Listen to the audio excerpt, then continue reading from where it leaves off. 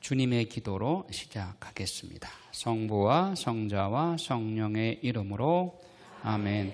하늘에 계신 우리 아버지, 아버지의 이름이 거룩히 빛나시며 아버지의 나라가 오시며 아버지의 뜻이 하늘에서와 같이 땅에서도 이루어지소서.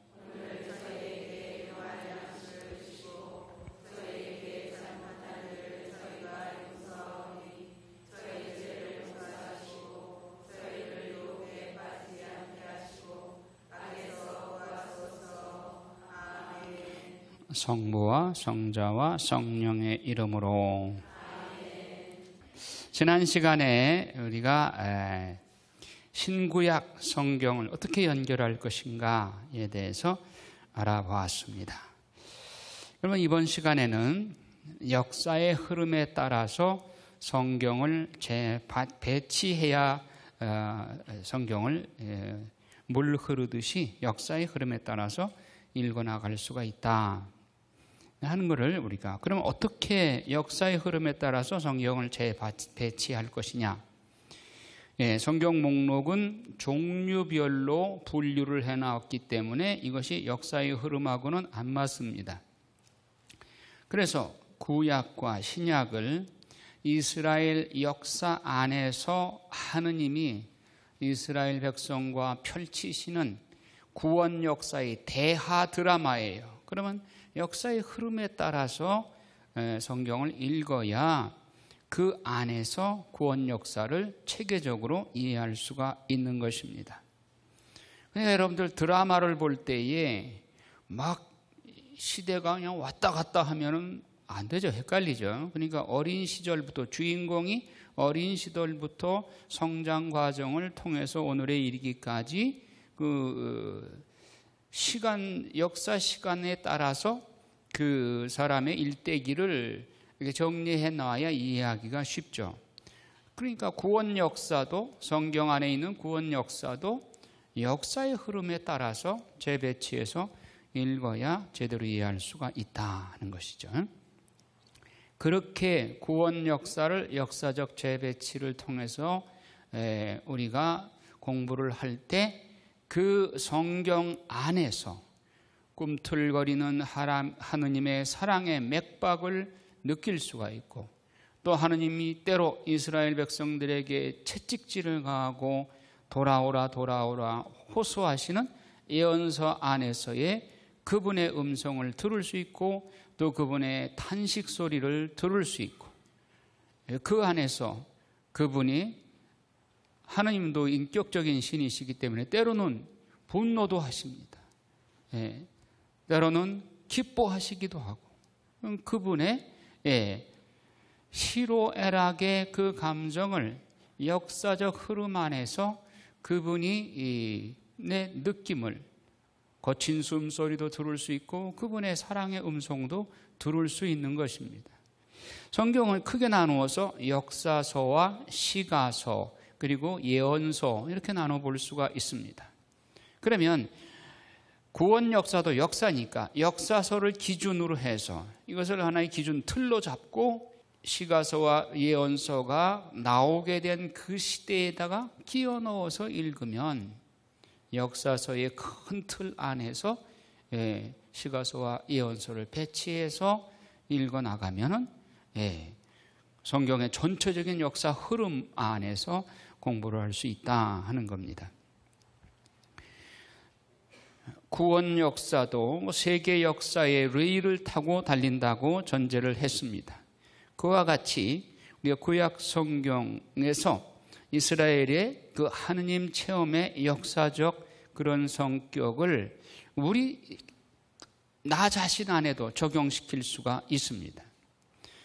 그래서 이 역사적 흐름 안에서 구체적으로 이 시가서와 예언서들을 끼워 넣는 작업을 어떻게 할 것이냐, 지금부터 거기에 대해서 말씀을 드려보겠습니다. 우선 역사서는 모세오경도 역사서에 들어간다고 볼 수 있습니다. 그럴 때 모세오경에 창세기, 탈출기, 민수기, 그리고 여호수아기, 판관기, 사무엘기 이렇게 역사서가 쭉 역사적 흐름을 타고 흘러가게 됩니다. 레위기를 뺀 이유는 레위기는 역사적 시간적 흐름이 있는 게 아니죠. 시나이산에서 하느님께서 성막을 만들라고 하고 모세를 지성소 속죄판 위에서 부르셔서 거기서 주신 율법이 레위기이기 때문에 그건 역사서에 들어갈 수가 없습니다.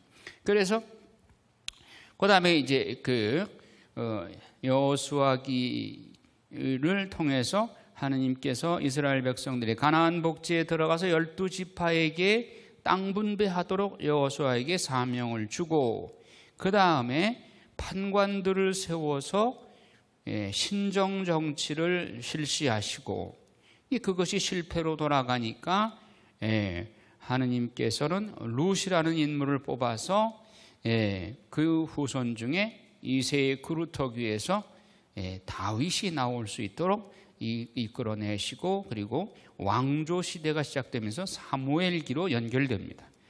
그 다음에 열왕기로 역대기로 왕조 시대가 계속됩니다.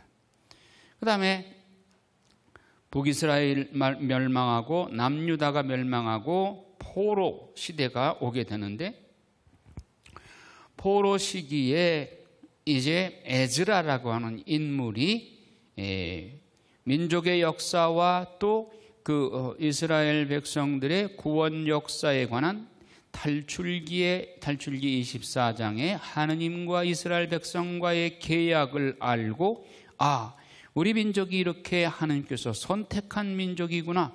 그러면 이 사실을 포로로 끌려와서 그 역사를 모르고 있는 이스라엘 백성들에게 깨우쳐줘야 되겠다. 그래서 고국으로 에즈라가 돌아와서 말씀 강의를 시작하면서 이스라엘 민족의 정체성을 깨우쳐주는 이 역사가 에즈라기에 나오게 됩니다. 또 에즈라가 역대기를 썼습니다. 역대기는 나중에 보겠습니다만은 이스라엘 민족들의 잃어버린 정체성을 회복하기 위해서 역대기를 썼고 또 에즈라기로 그 다음에 에스겔기, 느헤미야기, 마카베오 상하권 이것은 신구약 중간 시대죠.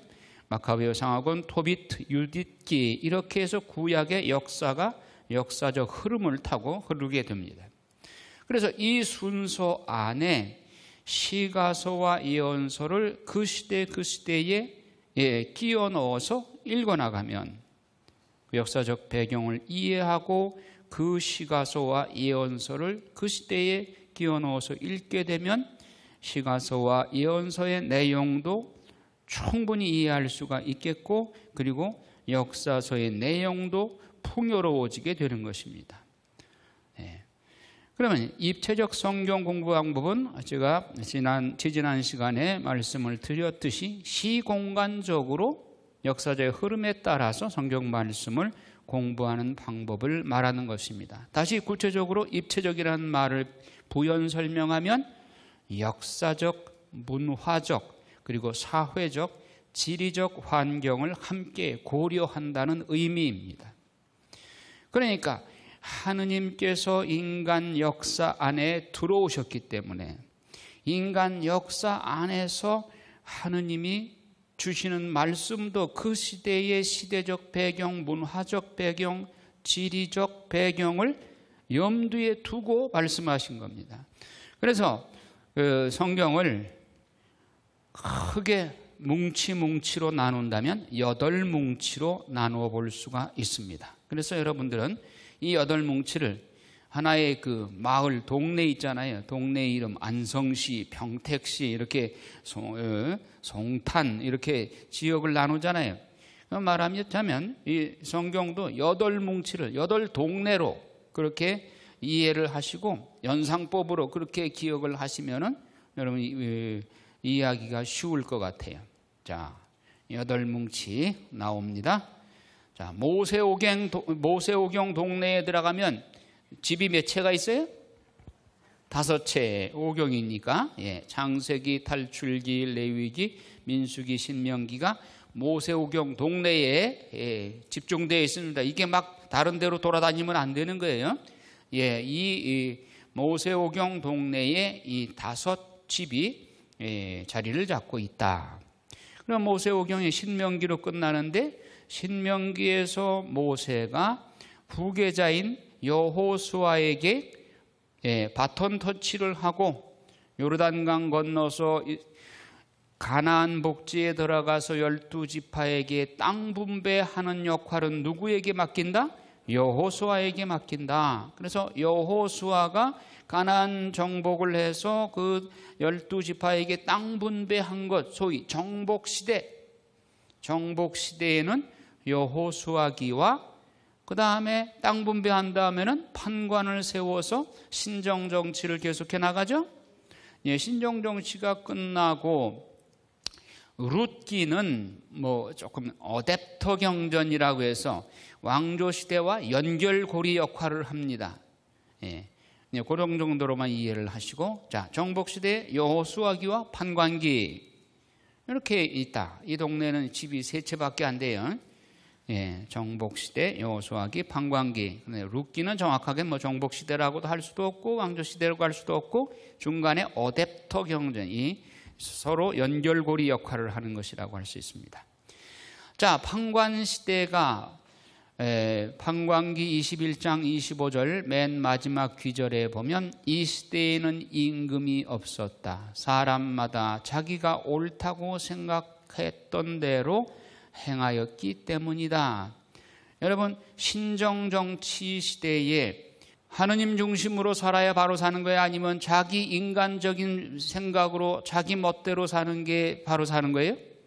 하느님 뜻대로. 그런데 판관 시대에는 유감스럽게도 하느님 임금으로 하느님을 모시지 않고, 그때는 임금이 없었다. 각 사람마다 자기가 옳다고 생각하는 대로 살았기 때문이다. 이렇게 끝나요. 그러니까 판관 시대는 실패한 거예요. 실패를 하게 되니까 우리 인간적으로 생각으로 볼 때는 이제 하느님의 신정정치는 끝났다. 희망이 없다. 안 보인다. 희망이 안 보인다. 그럴 때 하느님께서는 이새의 그루터기에서 새순을 틔웁니다. 여러분, 나무 그루터기, 썩은 나무 등거리입니다. 거기에 싹이 나올 수가 없는 거예요. 인간적인 판단으로는. 그런데 하느님은 이새의 그루터기에서 새싹을 틔우셔요.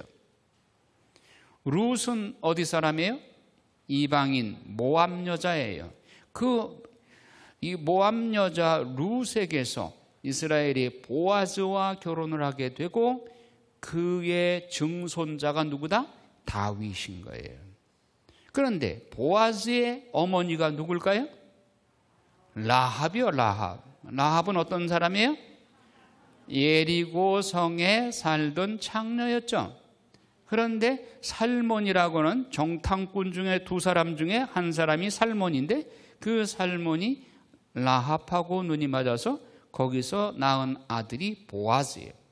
근데 보아즈하고 모압 여자 룻이, 나오미의 며느리 룻이 와서 결혼을 하게 되죠. 그래서 보아즈와 룻 사이에서 자식이 낳게 되고 그 증손자가 다윗이다.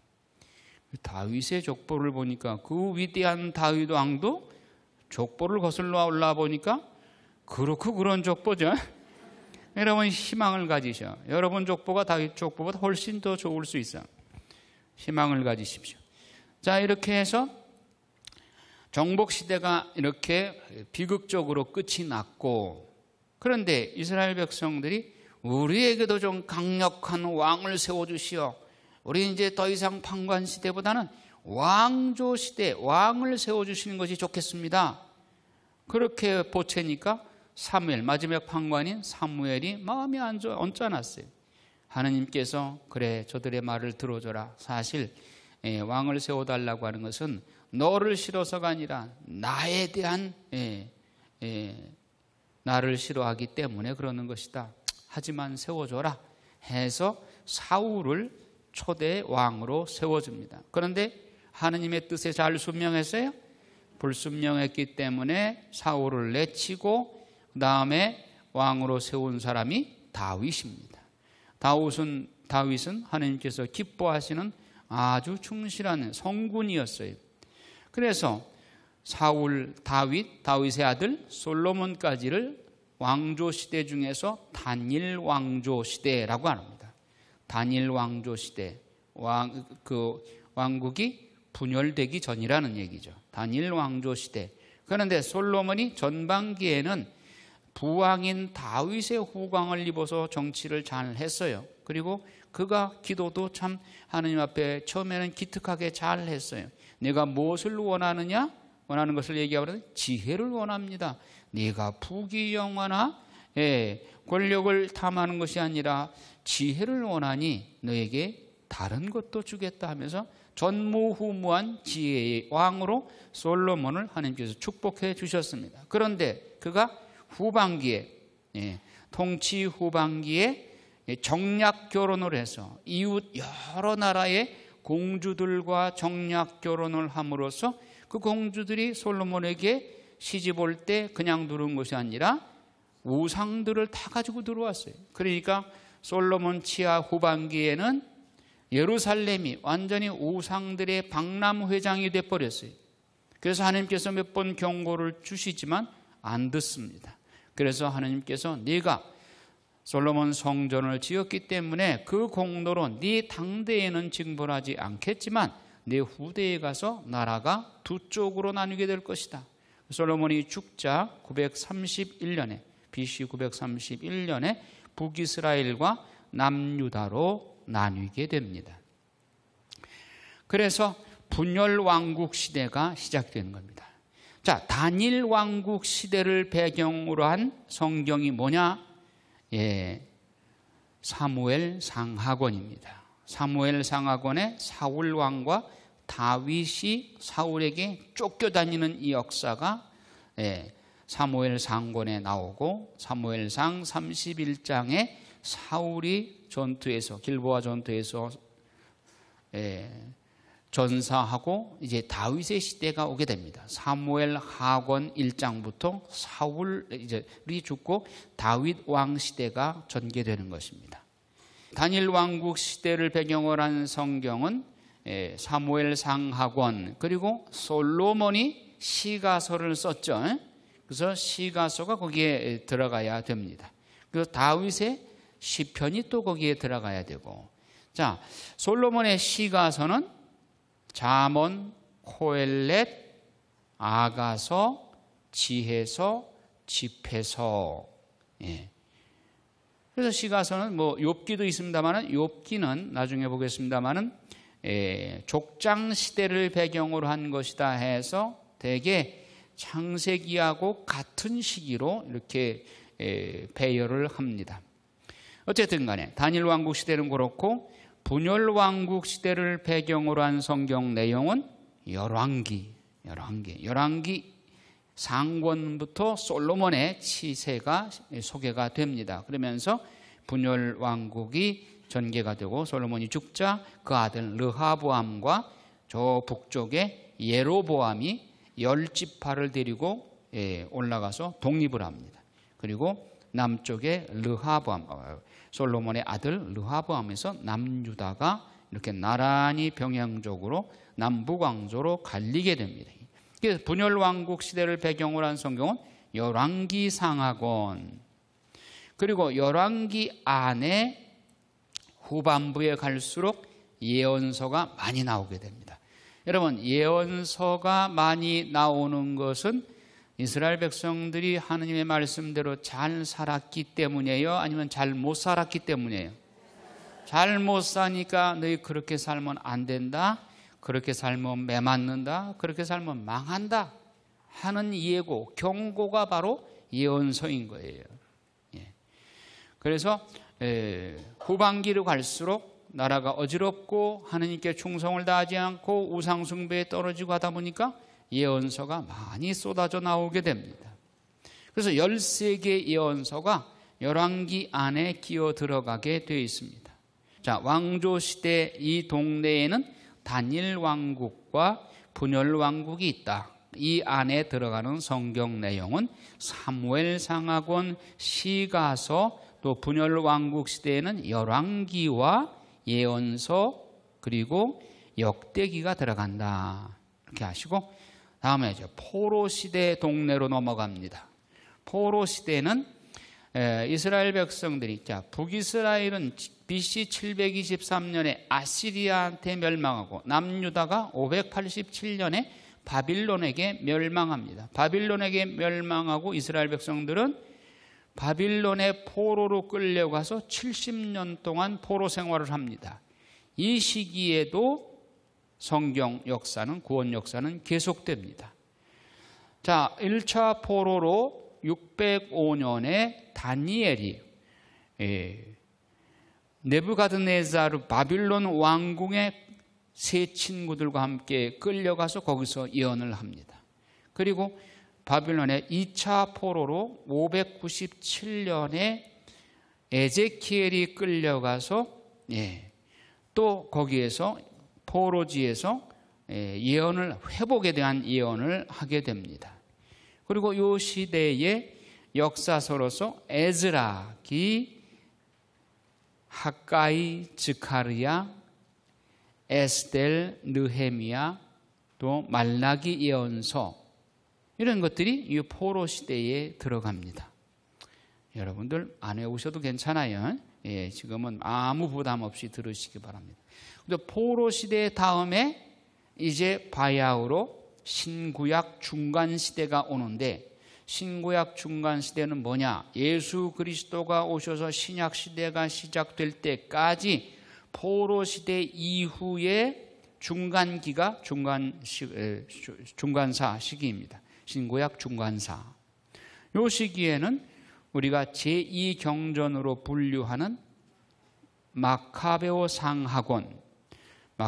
상하권과 토빗기, 유딧기, 이런 것이 이 신구약 중간 시대에 속하게 됩니다.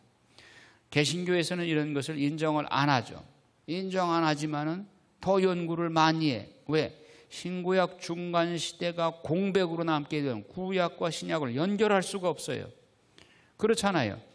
구약에서 신약으로 넘어가려면 이걸 연결시켜주는 고리가 필요한데, 역사는 중단되지 않고 계속되는데 성경을, 이 시기에 나온 성경들을 인정을 안 해버리면 연결이 안 되죠. 그래서 우리는 제2경전을 우리 가톨릭에서는 가지고 있다고 하는 것을, 마카베오 상하권, 토빗기, 유딧기를 가지고 있는 것이 보배 중에 보배인 것입니다. 그래서 여러분들 이 부분을 열심히 공부하셔야 됩니다. 그래야 구약과 신약을 무리 없이 연결할 수가 있는 거예요.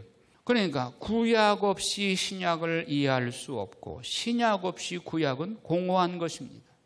구약은 신약의 그림자요, 모형이고, 신약은 구약의 실체요, 완성인 것입니다. 그래서 그것을 연결시켜주는 신구약 중간 시기가 중요하다는 겁니다.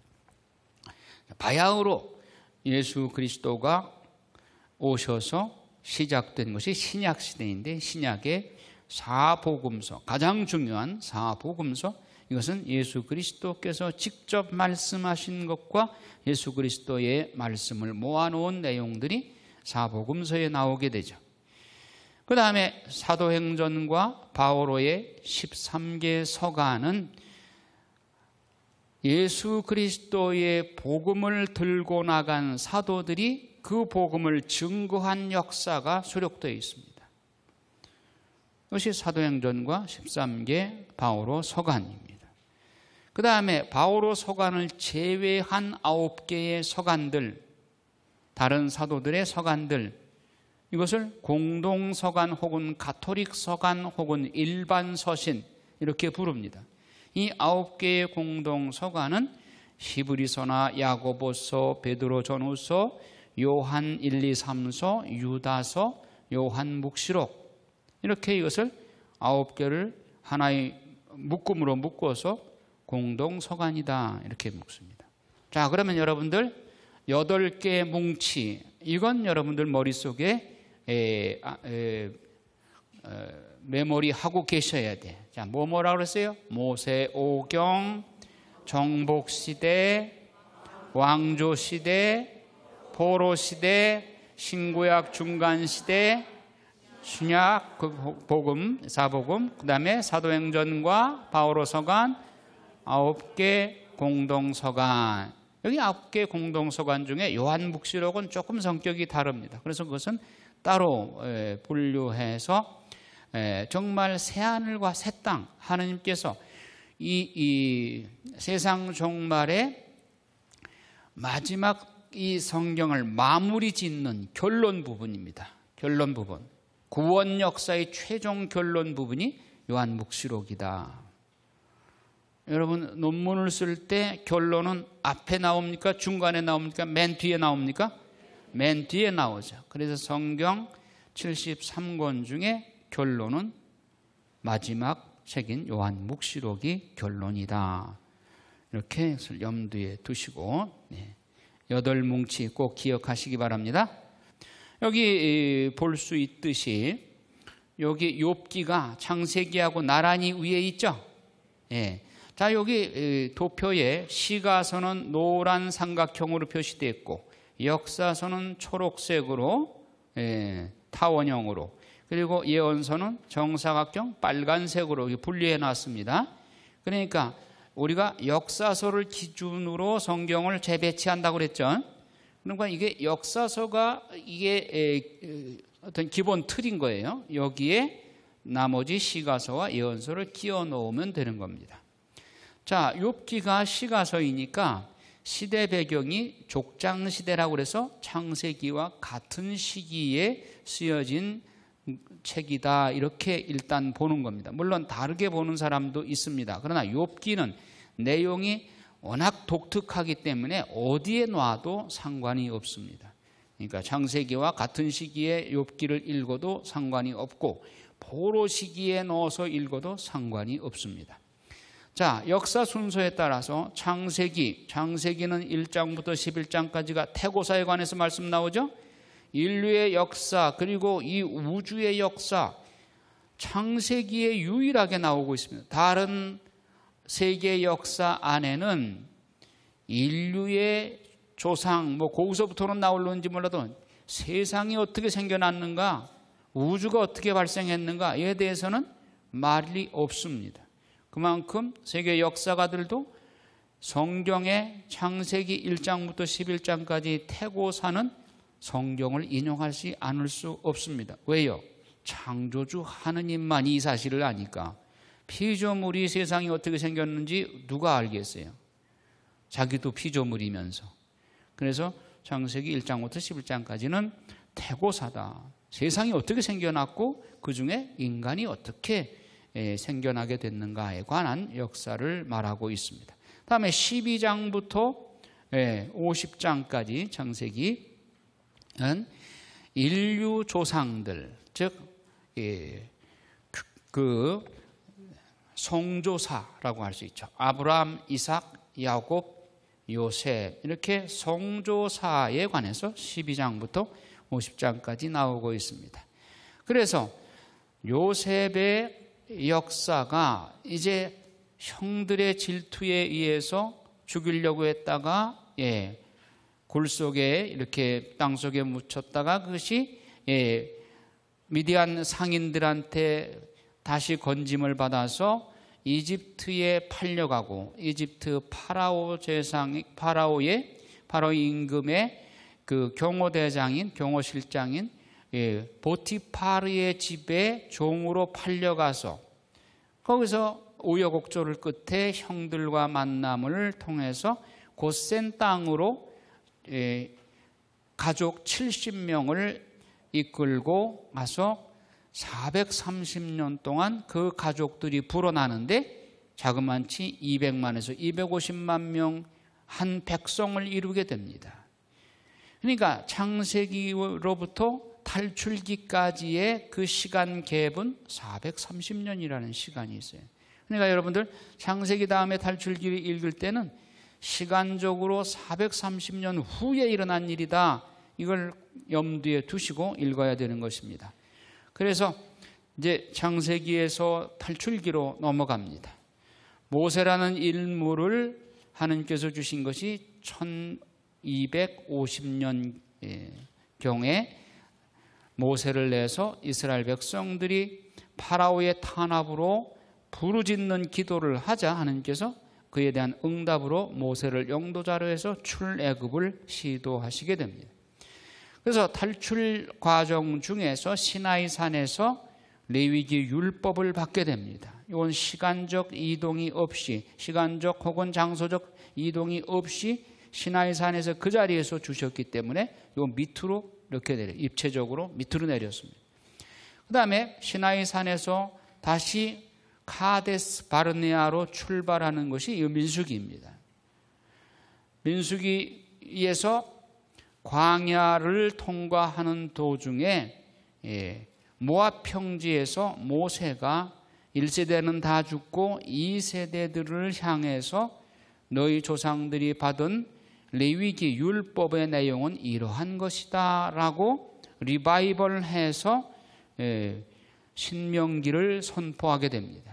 이걸 소위 모세의 고별설교라고 하죠. 모세가 죽기 전에 제2세대들에게 가나안 복지에 들어가면 이렇게 살아야 된다 하는 말씀을 재조명해서, 레위기의 말씀을 재조명해서 설명한 것이 이 신명기인 것입니다. 자, 그 다음에 민수기에서 여호수아기로 건너갑니다. 즉 가나안 복지에 들어가서 12지파에게 땅 분배한 그 역사가 여호수아기에서 나오게 됩니다. 그 다음에 판관기로 다 설명드렸습니다.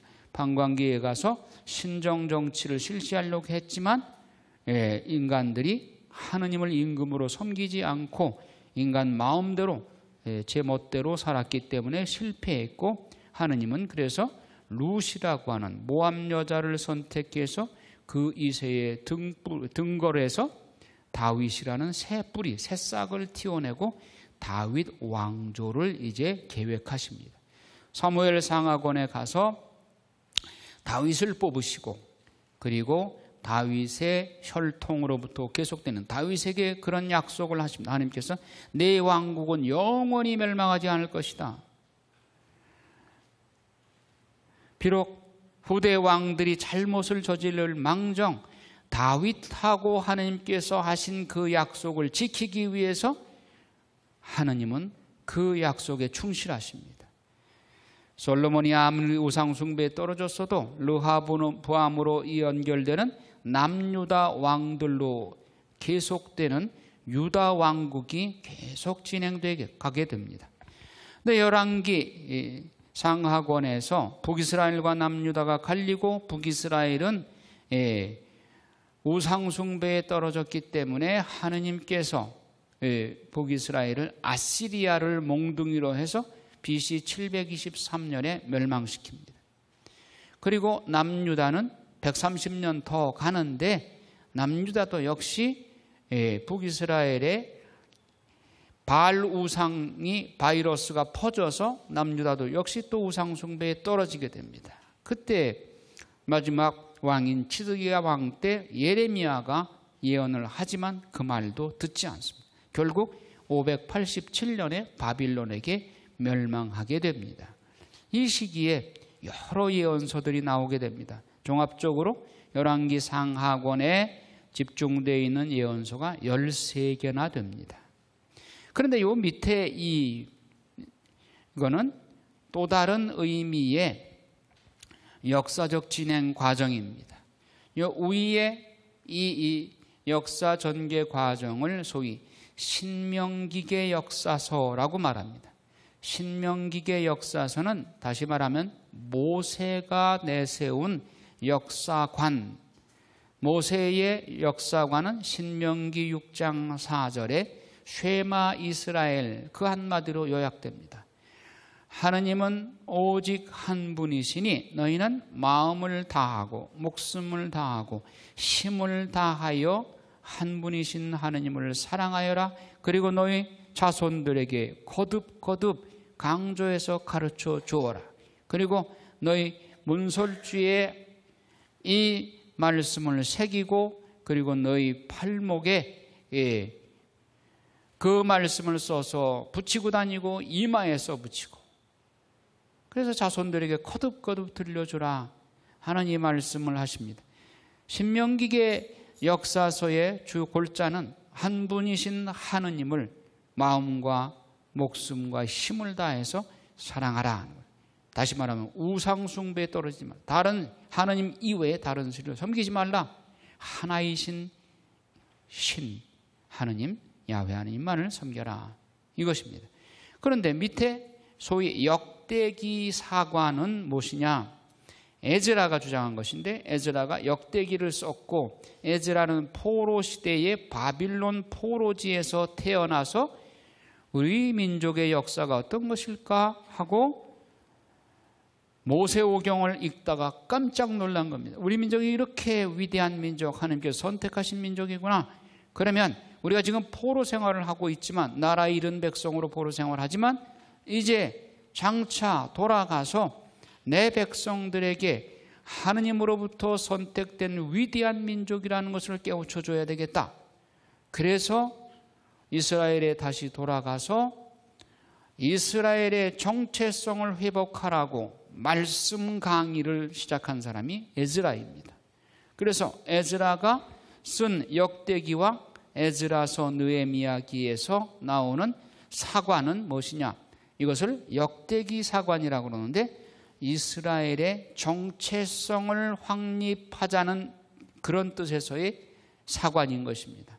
그래서 역대기 상권 1장부터 9장까지는 이스라엘의 족보에 대해서 장황하게 설명 나옵니다. 그 족보의 끝이 어디까지 올라가요? 아담까지 올라갑니다. 아담은 누가 지었어요? 하느님께서 지어냈어요.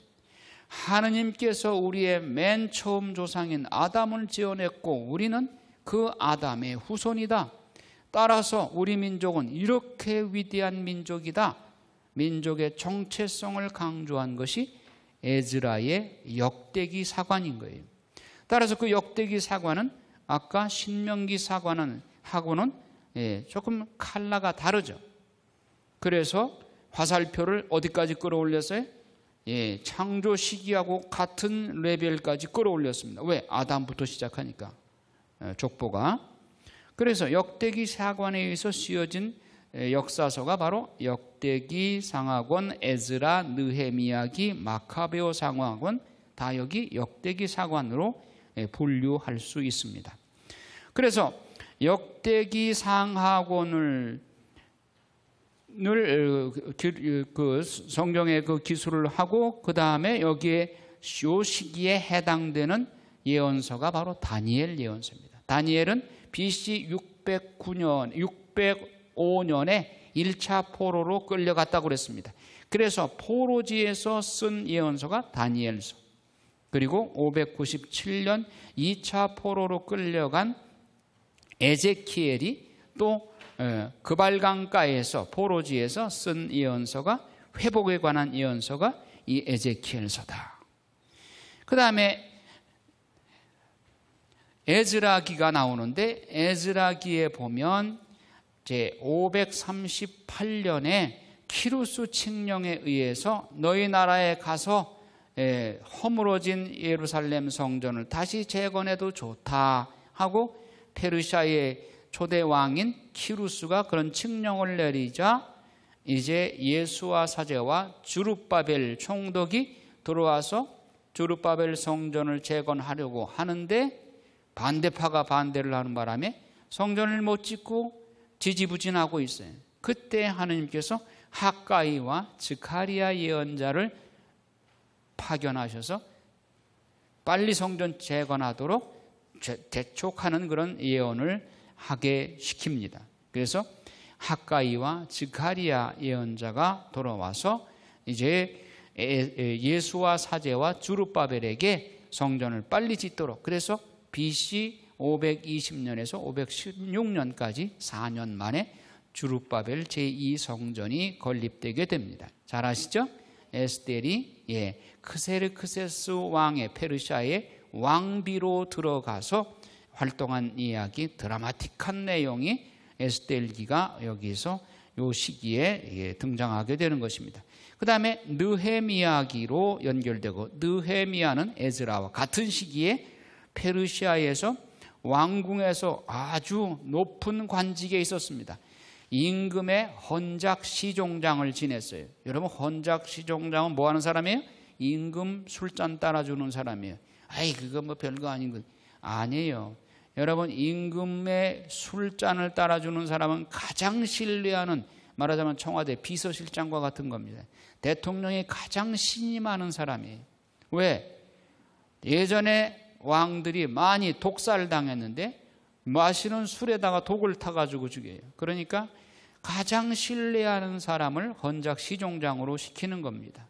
우리나라 사극에 비하면 상선영광과 같은 사람이에요. 그 느헤미야가 적국인 나라의 임금 밑에서 상선영감 노릇을 한 거예요. 그만큼 인품이 중후하고 신뢰받던 그런 사람이죠. 이게 느헤미야가 조국의 성전을 재건 못하고 있다고 하는 이 사실을 임금에게 고하자. 임금 그럼 가서 성곽을 재건해라 해서 휴가를 얻어가지고 나와서 예루살렘 성곽을 재축성하는 이 일을 감당하게 됩니다. 요 시기에 느헤미야기 다음에 이제 말라기 예언서가 나오는데, 말라기 예언서는 그야말로 예언서 18개 예언서 중에 마지막 예언서예요. 말라기 예언서 1장 2절을 보면 하느님께서 이스라엘 백성들에게 마지막으로 호소합니다. 내가 너희를 1000년 동안 사랑해왔다. 그랬더니 이스라엘 백성들은 지금 포로 생활도 하고 죽도록 고생도 했습니다. 자기들이 잘못한 거는 생각 않고 고생한 것만 생각하고 하느님한테 뭐라고 항의하는가 하면 하느님께서 우리에게 해준 게 뭐예요? 하고 삿대질하고 대들어요. 그러니까 하느님이 기가 막힌 거예요. 여러분 엄마 아빠가 자녀들이 엄마 아빠가 나한테 해준 게 뭐예요? 하고 대들면 어때요? 할 말이 있어요? 하늘이 노랗죠. 그냥 주저앉고 싶죠. 하느님이 그런 심경인 거예요. 말라기 1장 2절에 그 말씀 받고 하느님이 상처받으셨어. 하느님이 이스라엘 백성들한테 그런 말에 상처를 받으시고 그만 푹 주저앉으셔서 더 이상 예언자를 안 보내셔. 몇 년 동안? 430년 동안. 430년 동안 하느님은 침묵 지키십니다. 요 시기가 바로 신구약 중간 시기예요. 신구약 중간 시기에 예언자가 한 사람도 없어요. 안 나와요. 여러분 같으면 어떠시겠어요? 여러분 자녀가 나를 왜 엄마가 낳아주셨어요? 나에게 해준 게 뭐예요? 그러면 어떻게 할 말이 있어요? 하늘이 노랗고 푹 주저앉게 돼요. 더 이상 하고 싶은 말이 없죠. 하느님이 지금 그런 심정인 거예요. 신구약 중간 시기가 그런 시기입니다. 그러면 신구약 중간 시기에 세계 역사는 멈췄나요? 계속됐어요. 계속됐어요. 세계 역사는 오히려 더 활발하게 영웅들이 걸출한 영웅들이 나타나기 시작을 했어요. 그때 페르시아를 침공해 들어간 알렉산더 대왕, 대단한 인물입니다. 그래서 그가 헬라 제국을 건설하고 헬레니즘 문화를 정복한 나라의 헬레니즘 문화를 전파했습니다. 여러분 헬라 제국의 그 알렉산더 대왕의 스승이 누군지 아세요? 아리스토텔레스 철학자예요. 아리스토텔레스의 철학을 이상으로 해서 알렉산더는 총칼로 점령하는 것이 아니라 사상적으로 세계를 지배하려고 했습니다. 그래서 헬레니즘 문화, 우선 언어 통일, 자기가 정복한 나라의 언어를 헬라어, 그리스 말로 통일을 해나갔습니다. 이것이 나중에는 복음 전파에 도움이 됐어요. 하나님께서는 보이지 않는 손길로 헬레니즘 문화를 복음 전파에 또 활용을 하시죠. 그리고 그 다음에 알렉산더 제국이 알렉산더 대왕이 31살인가 죽어요. 요절해요. 10년 동안 그렇게 넓은 땅을 정벌해 놓고 죽게 되니까 5 장군들이 땅을 분배해 갔는데 5 장군들이 사이좋게 지내는 것이 아니라 서로 치고받고 각축전을 벌이다가 5 나라가 4나라, 4나라가 3나라, 나중에 2나라만 남죠. 이집트의 프톨레미 왕조와 이쪽에 그 바빌론 지역의 셀류코스 왕조, 서로 또 라이벌로 경쟁을 하다가 그 사람들이 팔레스티나 지역, 이스라엘 지역을 샌드위치처럼 가운데 놓고 한 번은 프톨레미가 wakap발로 지근지근 밟고 지나가고, 또 한 번은 셀루코스 왕조에서 한 번 또 밟고 지나가고, 그 사이에 이스라엘은 이리 치고 저리 치고, 그 고난의 역사는 이루 말할 수 없어. 하느님 앞에 그렇게 삿대질하고 430년 동안 이스라엘이 겪은 고난은 이루 말할 수가 없어요. 마치 비유적으로 표현하면 한 가정에 아버지가 외출했는데 애들만 올망졸망 있다가 강도 때가 들어와가지고 그 집을 쑥대밭 만들어 놓은 것처럼 이스라엘이 그 지경이 된 거예요. 그것이 바로 신구약 중간시대다. 여러분, 마카베오 상하권을 읽어보면 그 역사를 여실히 알 수가 있어요. 얼마나 복잡합니까? 그러나 거기에 그래도 분연히 우상숭배에 떨어지지 않고 신앙을 지키려고 하는 마카베오 형제들이 일어나서 그 왕조를 100년 동안 지탱을 해나가는데, 그것이 하스모니안 왕조다. 시몬의 왕조다. 해서 하스모니안 왕조. 이렇게 해서 신약시대 시작될 때까지 이렇게 이끌어 나옵니다. 이것이 신구약 중간시대이고 이제 신약으로 연결이 되게 됩니다. 자, 신명기사관과 역대기사관 아까 말씀드렸습니다. 그래서 역사서를 기준으로 해서 재배치를 하게 되면 이제 그 시가서와 예언서를 적절하게 배치해서 이렇게 살펴볼 수가 있다 하는 겁니다.